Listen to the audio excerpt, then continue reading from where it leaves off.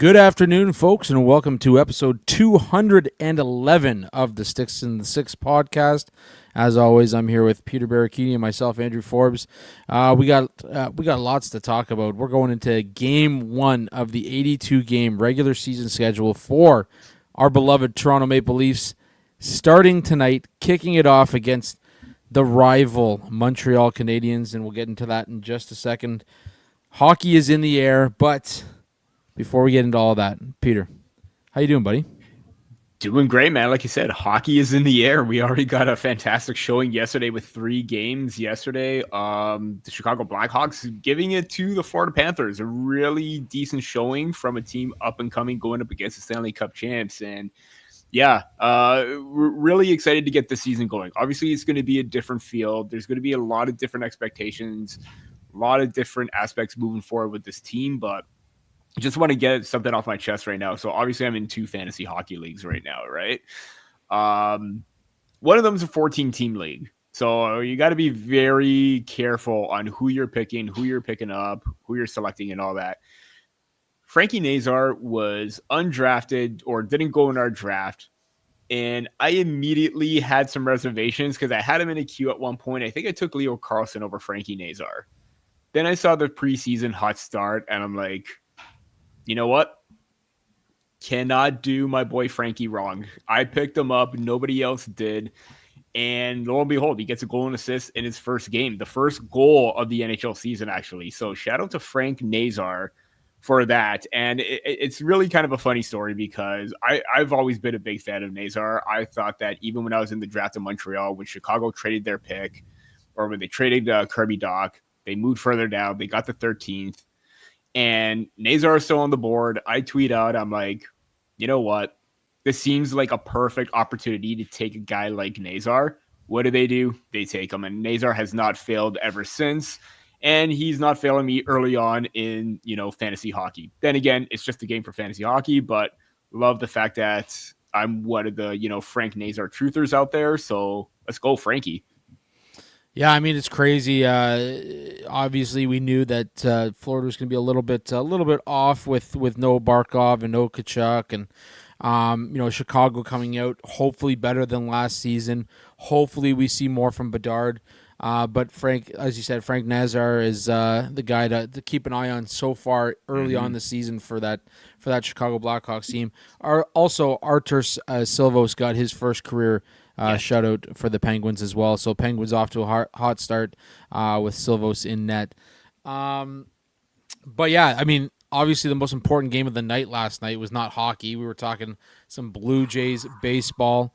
All the criticisms from the Yankees faithful heading into that game about how the Jays could not win on the road, that there was sign stealing going on. There was accusations of, the white T-shirt man in center field at the hotel room again. God. It's can't use that to your advantage. That was years ago. Find another excuse. It's nice to see that there are fan bases that don't know how to lose with grace. And anyways, long story short, the big game last night, they got off to a hot start. Bieber on the mound, 6-1 Jays, and then the Yankees rattle off 8 straight to win 9-6. I will say I hit the over, which was fantastic. There you go. But that aside, it was not a pleasant game for the Jays. It was not a pleasant game for the Jays. Bittersweet victory for you in that case. But yeah, I mean, when you roster guys like Isaiah Kiner-Falefa, who's supposed to be great at defense, and then he makes an error which continues the inning, which should have been over. Addison Barger, who has barely made any mistakes this year, he loses that in, Yankee Stadium, and it trails off to where he is. You just can't make those kind of mistakes. Even the play that Anthony Santander made. Like, you didn't take a good path. You're trying to reach for it. It was not going to end well. The bullpen, which has been hot at times, it has been really bad at times. That was as bad as it could go. And I even mentioned this earlier today. Right when Vladimir Guerrero Jr. is having this beast mode-like performance, he's playing like a $500 million guy. He's found his swing. He's found his groove. Everyone else is falling apart. Mm-hmm. And that to me is the sad part right there, because he's doing his part to try and win the game. I get that there was one play where he didn't quite make the ball went underneath his glove. He's been absolutely killing it on both sides of the ball. And the fact that, it's a bullpen day today when we're recording, they're putting their faith in Louis Varland. They're putting their faith in Eric Lauer to get through most of this. Let's just hope it ends tonight, because if this is going to be the bullpen game that they had against the Boston Red Sox like they did previously, then everything's going to go well. But they can't ease up, because this Yankee team is they're the Bronx Bombers for a reason. They're heavy hitters, and you saw what happened with Judge yesterday. Yeah, I will say, it was an all-around treacherous game for the Jays. I mean, hitting was great in the first two innings, and then all of a sudden died off. Quiet. Pitching was terrible. Just an all-around bad game. But you need that adversity even in the playoffs to Mm-hmm. to kind of wake yourself up. And I really do hope that they figure out a way to get it done tonight in New York. Obviously we're recording Wednesday afternoon, so we'll see how that plays out. One other note from the games last night, I want to say I loved the Kings unis. The Yes. Kings unis with the silver buckets Mm-hmm. might be the uni of the year. Like Yeah. that's got to be up there for the uni of the year. But we'll see if anybody releases any crazy stuff over the next few months here. But that's definitely got me number one so far. I'll say even the Rangers throwback jerseys, they look pretty clean. They Yeah, look they look really pretty clean nice. too. Anyways, we're here to talk about one thing. Mm-hmm. We're here to talk about the Toronto Maple Leafs. We're here to talk about the opening of the 2025-26 season. In saying that, there was a lot of talk, Nick Alberga being one of the guys that was really hard on, the Leafs going out and getting Connor McDavid after this season.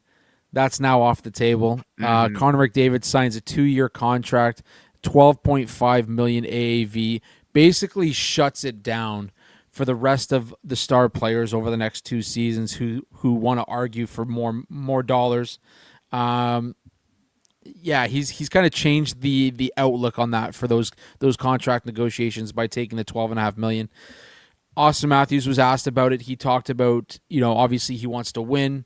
Obviously he wants to get it done there. This is obviously the last contract that he's going to sign with the Edmonton Oilers if they can't win over the next 3 Yeah. seasons. But what is your take on this 12.5 million, trying to get it done, trying to figure it out over the next 3 seasons in Edmonton with Draisaitl? I mean, he took a pay cut. And he left so much money on the table.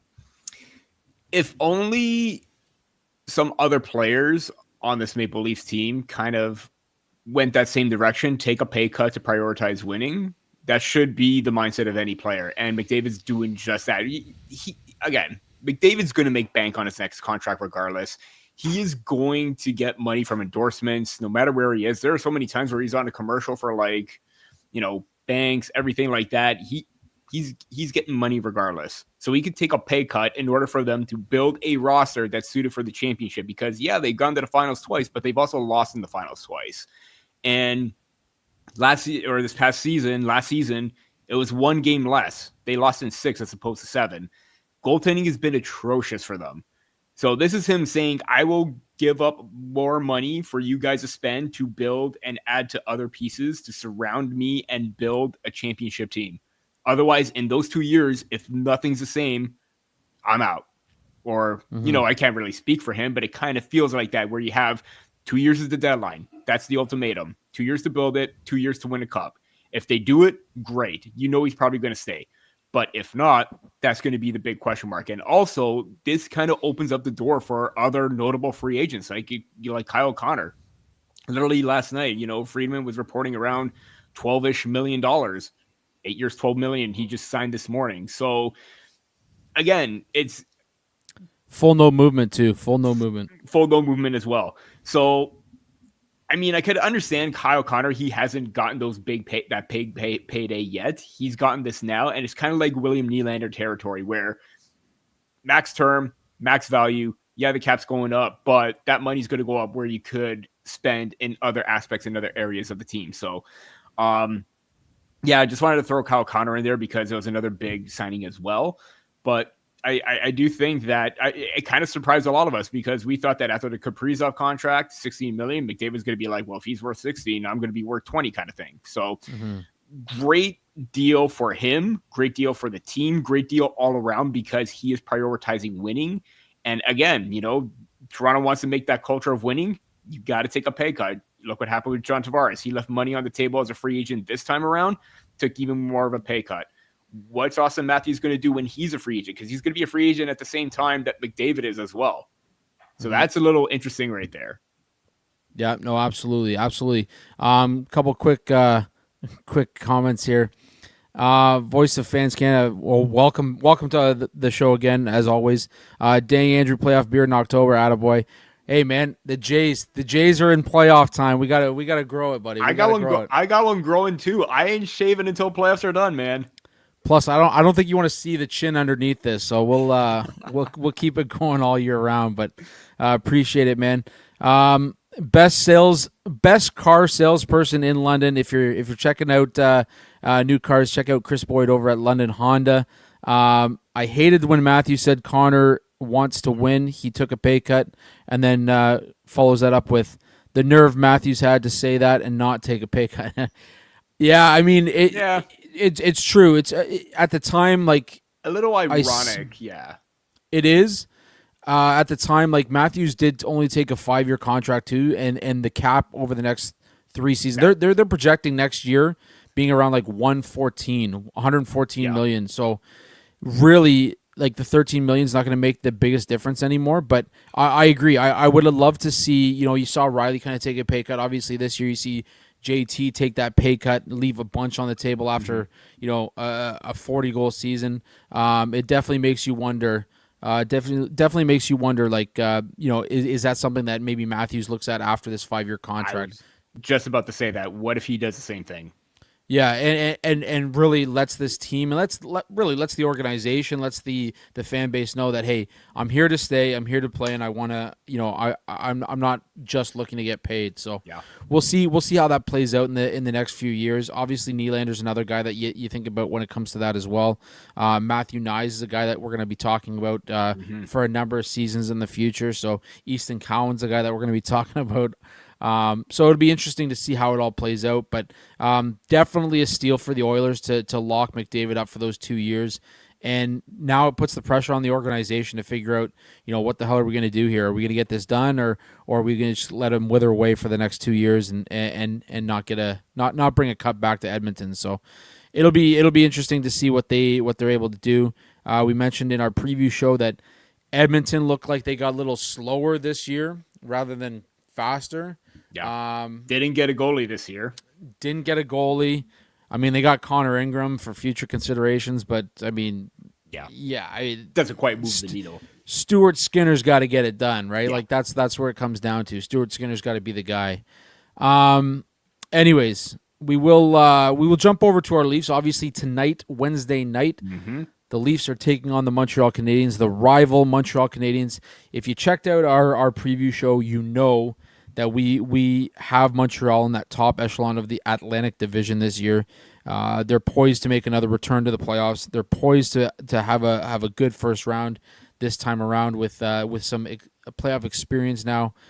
The opening night roster was released. Easton Cowan did get the recall today, but is considered a scratch going into Game 1 of the season. Yarncroke's in the lineup. What are your takeaways from the open night roster? What are you looking forward to tonight against the Montreal Canadiens? First off, set the tone off early. Like, you don't want to have a bad first game because that's going to leave a sour taste, especially with the home crowd, especially how you left off Game 7 last year, where you got, slapped across the face in Game 7, and then you want to try and avenge that. You want to try and prove that, well, Mitch Marner's gone. It's a different year. It's a different team. It's a different mindset. Well, prove it. Start it off with Game 1. That, to me, is going to be the most important thing. You saw glimpses of that during the preseason as well, where you saw, like, Matthews looks healthy. He looks poised to, be another threat offensive-wise and goal-scoring-wise this year. Matthew Knies, he's looking like, he's going to take another step forward. John Tavares, William Nylander looks quick. I'm really surprised at Morgan Riley. He looks quicker on that back end. Again, some mistakes here and there. Defensive wise, that's going to catch up to him. But I feel like he can take that big step on the power play. And if he's able to get pucks like that game against Detroit, if he's getting pucks on net perfectly for deflections, rebound opportunities, and the puck is, being shifted to Matthews, Nyes, JT in the bumper spot, that's going to work well for him, and it's going to work well for the team.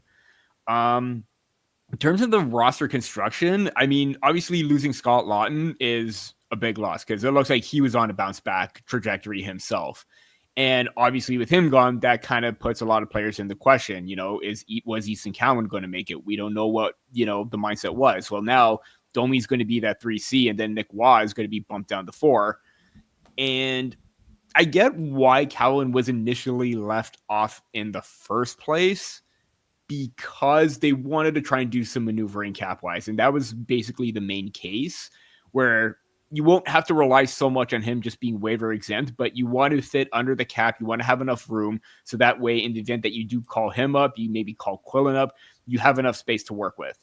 So I do think that him not playing the first game is a mistake, because he did have such a good camp, because he should get that Fraser Minton treatment where he should get at least 3-4 games, get his feet wet a little bit, and if anything, send him down to the minors. There's no bad thing in doing that.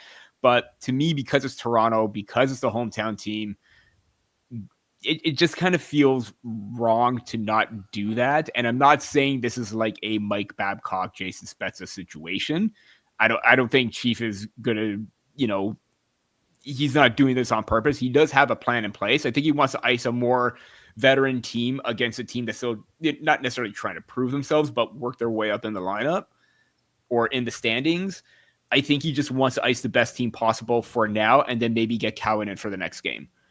I would have done the reverse, get him in, hometown crowd, let him feed off the energy. But overall, I think it's good for Easton regardless to stay with the team. Learn from the vets, take it day by day. Even Chief said it's going to be day by day. They got a plan for him, and he wouldn't be saying that if there wasn't, because he means business. He knows how to get the most out of his players. I think that's going to be the same case for Cowan right now. Yeah, no, absolutely. And I think having him around the team, he's going to learn a lot more. He's going to, get that like, this guy's worked his ass off to get to a point where he's going to be on this roster. And I think giving him that reward, you've heard Craig Berube all preseason long that, he's putting in the work. He's getting the job done. He's a guy that he can count on. And I think allowing him to be there and be there for the opening night, have his name announced opening night as even as a scratch, is going to get him just, amped and ready to go. Chris, are the Leafs still up against the cap? I haven't checked. Yeah, right now it's projecting $19,000. Yeah, $19,000, just over $19,000 of cap space. Wall and Lawton currently are not on long-term IR, so they don't have that little bit of space to work with. But I mean, with the roster you've got going in, I think you've got the depth you need. You've got everything you need. You're not going to be making any moves unless you find a way to move Yarncroke or Kampf or what have you. Mm-hmm. But for now it's just over $19,000. So, typical Leafs being right up against the cap. But I mean, initially it was $2 million. Yes. So we do have that wiggle room with all the call-ups and everything right now. That's why I think they still managed to do this. Yeah, and the thing to remember too is, like, you're in a cap league, but you want to use the cap as much as you can as well. So the Leafs are in a spot right now where they're using the cap to fill out that bottom six and really get depth scoring on a team where, you obviously lost the Mitch Marner of this year. And today I believe is the last day that you can ask Austin Matthews about Mitch Marner as well. So just keep that in mind. I say that I think the last game would have been the last game, or the last game that maybe he played. All right. So no questions, no pregame questions. Either way, if I was in the media Matthews, or if I was with, the Toronto or following the team around, I know I wouldn't be asking any questions. He said it right then and there. Okay, let's go. You wouldn't push your luck. You wouldn't push your luck a little bit, eh? I do like to ask the hard-nosed questions, but I think it's over and done with by now. Have you watched Amazon Prime Face Off yet? I've seen a Season couple two. snippets. Couple So snippets. season two, when they were showing the Leafs in the playoffs after I believe it was Game 5 against Florida. Anyways, the cameras were in the room, and Matthews, you saw him in the back, Out. just Yeah, get that was out. the clip I Yeah, saw. Yeah. yeah. I actually like that one. Showed a little bit more personality for him as well. So, And a little bit more um, anger too, because you know that he was pissed if he's telling the camera crew out. yeah, no, absolutely, absolutely. Anyways, worth noting that the Leafs did make two pickups prior to the season. They brought in Cayden Primeau and Sammy Blais from the Montreal Canadiens. I don't know how you feel about Cayden Primeau. Me personally, I don't think he's an NHL goalie at any point. I think that's why Montreal was willing to move on from him. Great fill-in, but not somebody that's going to be up there and be a roster player as a regular. Mm-hmm. As for Sammy Blais, we've seen him up there. He played for Chief in St. Louis. Got an opportunity to um, you know, to maybe get some more experience here coming back and playing with Chief again. It'll be interesting to see how the Leafs kind of maneuver that cap space. But it's, two decent acquisitions, I guess you say, for next to nothing, right? Because Mm-hmm. you're not giving anything up to bring these guys on. What were your thoughts on those two pickups? Yeah, and I think that's the reason why the Maple Leafs are so close to the cap right now is because they added their contracts on. Obviously, they're both under $1 million. So combined, you're looking at like maybe 1.8 million between the two. So that's why they're a little bit more pressed up against the cap because they're now part of it. Um, First off with Primo, I think it's a better placeholder than James Reimer at this point. Mm-hmm. I do think that this is a guy that, again, he's excelled so well in the minor leagues, in the AHL. It's just that now he's kind of fallen out of favor because you've got Montembeault, you got Dobesh, you even got Jacob Fowler in the Montreal Canadiens system right now. So that kind of pushes him out. I like him as a third goaltender and, still a veteran presence that if you do send him down to the minors, it's still a goalie that can be a mentor to Dennis Hildeby if he's still going to be down there when Joseph Wall comes back, to Artur Akhtyamov as well. So you got the depth regardless. So it's going to work out up here in the NHL. It's going to work out in the AHL if he does clear waivers and he gets to the Marlies. That's going to be number one. Number two, I really do like the Sammy Blais edition. I think he does add that offensive, whatever offense he can get and do, because this is a guy that's had decent production between that, 13 to 20 point range with the St. Louis Blues. Obviously, it wasn't quite there when he was with the New York Rangers, but when he went back to St. Louis, or when he was with the Blues there, he had 20 points and then another 5 assists with the Rangers and then 4 goals with the Hartford Wolfpack. He has a really strong AHL season with the Abbotsford Canucks, who went on to win the Calder Cup. He had 19 points in 23 games. I think this is a big stepping stone for him. He has familiarity with the head coach. He knows what's going to be expected of him. He's going to be that fourth liner, in your face, physical presence that can drop the gloves, but also kind of in a sense where you lacked with Ryan Reeves and even Michael Pezzetta, you may have a little bit more offensive punch. And by offensive punch, I mean a little bit more where you could get that kind of production as a fourth liner. To me, I think that could have a lot of value, but it may come at the expense where maybe Easton Cowan doesn't get as much play time as you would hope because he's a proven veteran. He does have a Stanley Cup. You could argue whether he played a pivotal role for the Blues, but in the playoffs he did. So this is a guy that has leadership, he has experience, and he's a physical presence that could fit the DNA of this team. Yeah, I'm glad you brought him up. Obviously, Sammy Blais, he's got 71 points in 251 career regular season games. Obviously, been a bit of a journeyman, but a guy that certainly can add a little bit more depth to that offense as well, if need be. I do think that he's going to get more opportunities if you see somebody like Yarncroke go, or you see, maybe, I know they're saying right now that they're not shopping Yarncroke and Robertson, but the Kind of season's feels a like long, that. the Or kind season's of a feels long like more season. Robertson than Camp. Yeah, the season's a long season, right? Like you can say what you want to now, but there's always going to be opportunity to move players, especially a player with Robertson's ability. Depending on how he opens up the season. Mm-hmm. Reimer is a romance story, but we need younger legs in that. Yeah, I mean, 100%. it was 1,000%. It was fun to get him back for a little bit, and the idea of seeing him blue and white again. It was brought you back, especially when he kind of played off that.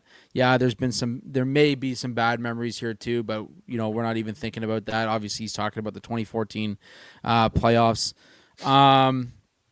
But yeah, I mean, that's not some guy. That's not somebody that would be a future option for you. So at 30, 37, 38 years old, he's at the tail end of his career. He's on the back nine. He's ready to close it out. And I just don't think the Maple Leafs are looking for something like that as well. So it was fun while it lasted, but obviously, we wish him all the best and best of luck in the future. But it's Primo was 26 or is 26 right now. So still yeah, younger. I'll say this. I was talking to somebody about Cayden Primeau, and I kind of said the same thing. I don't think he's an NHL goaltender. Mm-hmm. The comment I got back was, and it made me think. It definitely got me thinking, was that goaltenders do come into their own later in their career. So at 26 years old, I mean, that's still fairly young considering. But he's had the opportunity. He had a good AHL season last year. He might get an opportunity to kind of, be the starter at the AHL level again, and maybe come into his own a little bit more and find an opportunity late in his career to be an AHL goaltender.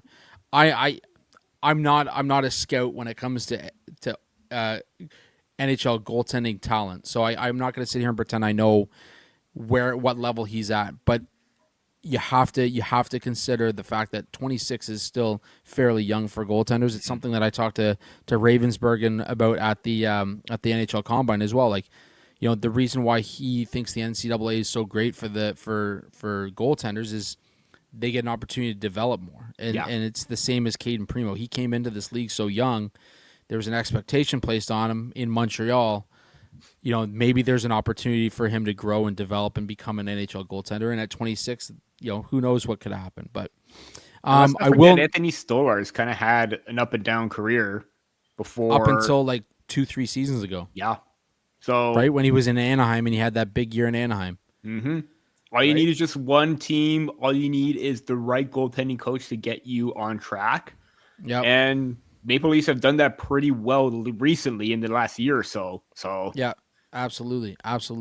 I will note too that it's very interesting that all this talk about not starting Michelli on the top line, and Michelli is looking to be started on the top line with Matthew Knies and Austin Matthews. So we'll see how that goes, if that's long lasting or where it takes us throughout the night tonight. Again, Wednesday night, the Leafs take on Montreal in the season opener. Before we get into a quick plug, if you haven't checked out our episode where we talked to Coach Petey about Matias Michelli, go back and watch that episode. Absolutely. Yeah, that was a great episode. He had a lot of insight, a lot to say about Michelli's time in Arizona as well. So that was a very good episode. I really enjoyed it. Anyways, and if you haven't seen that episode, it's probably because you're not subscribing. So now's a great time to subscribe to the channel. If you haven't already, Sticks in the Six.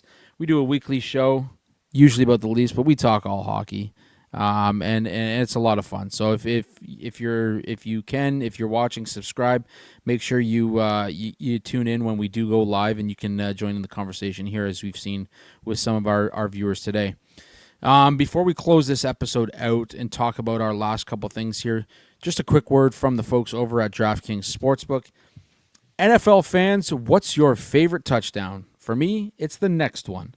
Because with DraftKings Sportsbook, an official sports betting partner of the NFL, every touchdown could bring you closer to cashing in.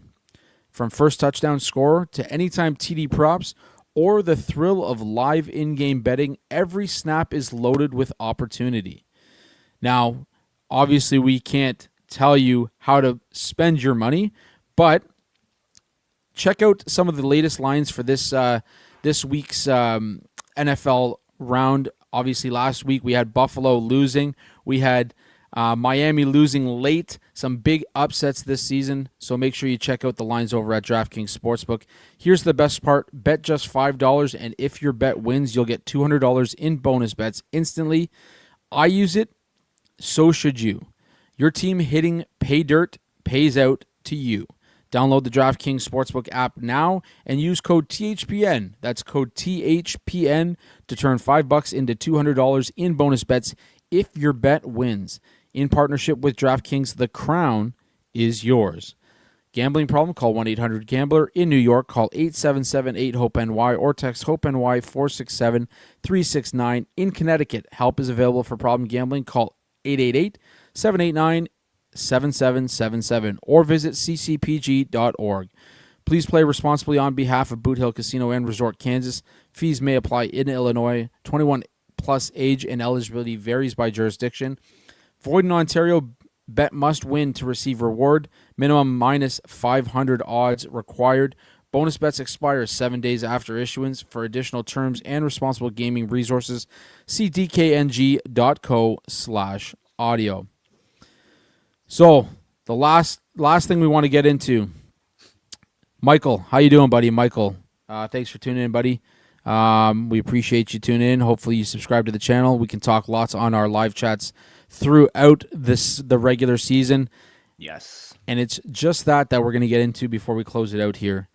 The regular season is now upon us. First game goes tonight for our Leafs. Obviously, the NHL season opened last night.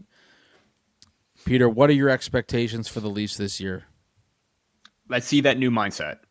I know I said it out. Said it at the top of the show. Let's see that new mindset. I kind of feel like, yes, it's going to be a transitional period. It's going to be tough when you lose a 100-point winger like Mitch Marner. Again, that's the only time I'm going to bring up Mitch Marner's name.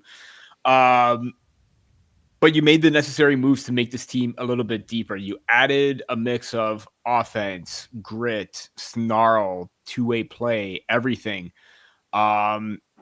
It's just that you really want to get into high gear right away. And based on the lines too, you get a balance of everything. You already have, Knies, Matthews, and Michelli, that Arizona connection line where you have a really strong playmaker on with Matthews. You need that. Tavares and Nylander, you're not going to separate them. I'm curious to see what's going to happen with McMahon in that middle six role where now he's going to be the second left wing. Domi and Joshua, I think they're just going to run around and make life miserable for everybody. And that energy and speed from Robertson on that third line currently at the moment. Again, I said this time and time again about Robertson, and even with my recent post about how well Cowan and Robertson have done in the preseason. If we see plays from Nick Robertson consistently all year like we did against the final game against the Detroit Red Wings, then his spot in the lineup is going to be secure. It's if he strays away and he loses that stride, that mindset, the defensive game, the ability to come back and help out, that's where he's going to lose his roster spot and is going to be back in Craig Berube's doghouse.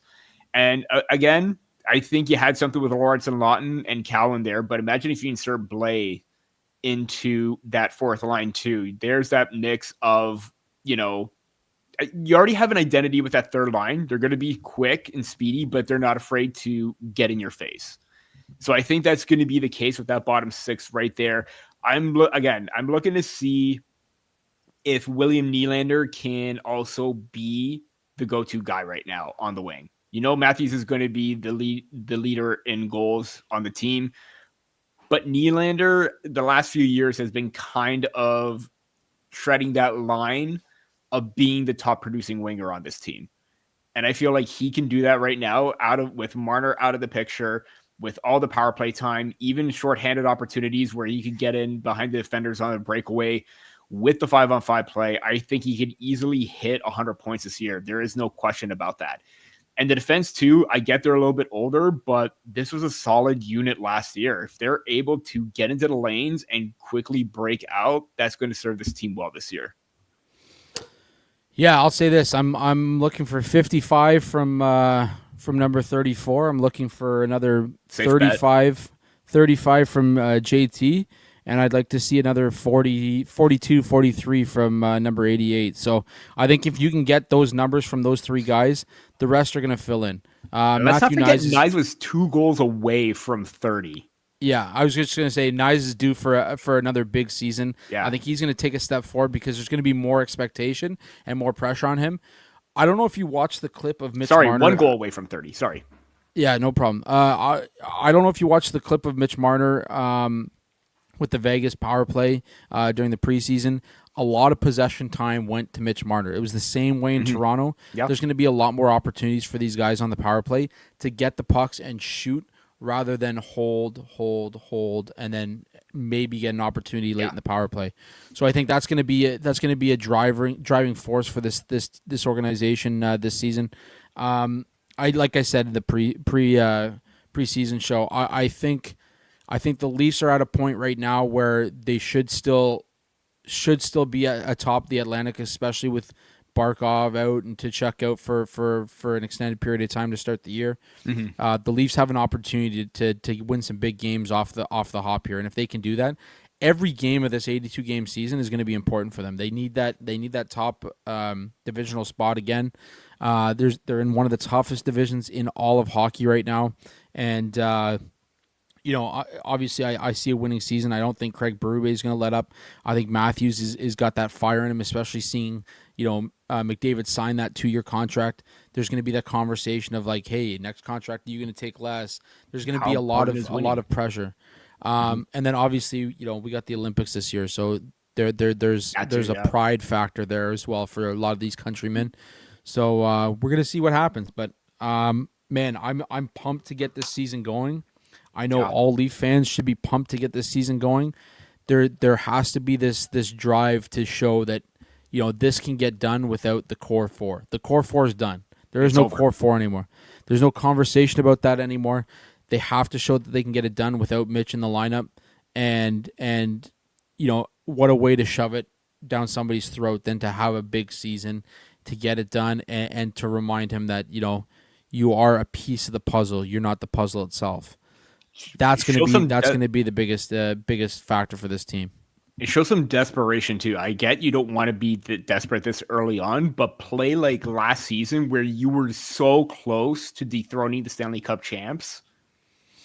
Play like you're pissed off about it. That should be the Mm-hmm. mindset every single game. And the way Some that, grit, and some again, fire. we saw what happened between Florida and Tampa Bay during 2 preseason games. They absolutely wanted to rip each other's heads off. Mm-hmm. So if the Florida Panthers want to play that way and just, completely destroy and annihilate their opponent, who's to say that Toronto can't do the same when you brought in a guy like Dakota Joshua that could throw the body around, when you have Nick Waugh that could be physical, when you have, Sammy Blais in the mix as well, where he's not afraid to, make a big time hit. And we already made my thoughts clear on what happened between that Florida Tampa Bay back-to-back preseason games. But if Florida wants to play that way, Toronto should play the exact same way. There's no doubt that they can't. Worth noting that AJ Greer scored a goal last night against Chicago. Should have been suspended for his boarding, but anyways, he ain't. That's a story for another time. Yeah, I mean, you're talking about the biggest and heaviest team in the NHL this season in the Toronto Maple Leafs. Nyezy's put on some weight. Show it. It's time to play like that. It's time to play with some fire. You've got one of the best power forwards in the game, and he's only 2 seasons into his NHL career. Yeah. Like, let's be that driving force in the Atlantic Division and set the tone early. And I think this team can go a long way. But it all kicks off tonight. Before we close it out, obviously, for those who have tuned in the past, you know that this year we will be giving back to Princess Margaret Hospital in the to cancer research. Everybody's dealt with it, everybody's seen it, everybody's known somebody who's gone through it or been affected by it. So obviously, we noted that it'll be $1.50 for every Matthews goal this season, including preseason and postseason.